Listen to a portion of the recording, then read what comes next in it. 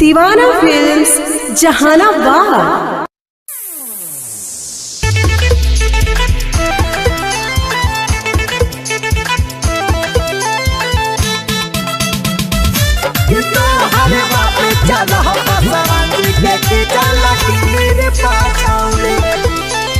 Mix by Mantu Deewana. बढ़ चढ़ के जाती बोला मीठा दे बहुची रगे छौरी बढ़ चढ़ के जाती बोला मीठा दे बहुची रगे छौरी हाँ ची रगे छौरी कि तो हर बाप चल पसवन के खिंचल कीर पाछौरी कि तो हर दादा चलो पसवन के खिंचल कीर पाछौरी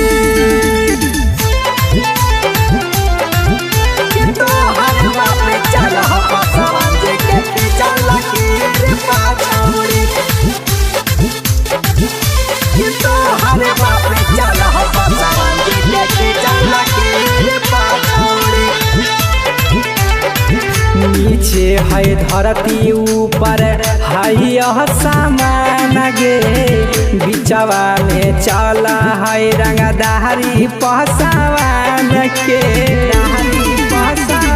नीचे है धरती ऊपर है सामान गे बिचवा में चला है रंगदारी पहसावान के डरे न बोले बबुआन औरी अहीर गे छौरी डरे न हमारा बोले बबुआन अहीर गे छौरी कि तू हर बापे चलो पसवन के खिंचल लकीर पाछौरी कि तू हर दादा चलो पसवन के खिंचल लकीर पाछौरी कि तू हर बापे चलो पसवन के खिंचल लकीर पाछौरी।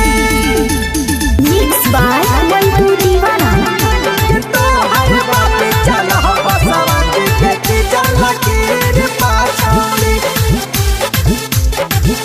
कि तो हर बाप चलो पसवन के खिंचल लकीर पाछौरी। अरब का शहर बलिया भोजपुर सिवान गे पूरा जिला डर है पसवान जी के नाम से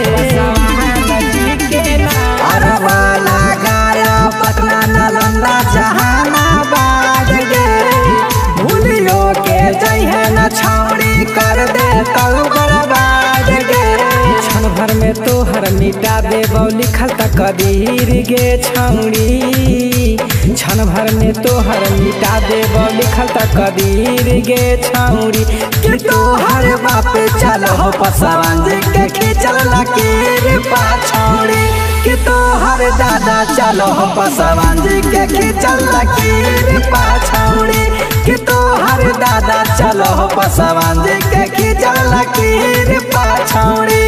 दीवाना फिल्म्स जहानाबाद।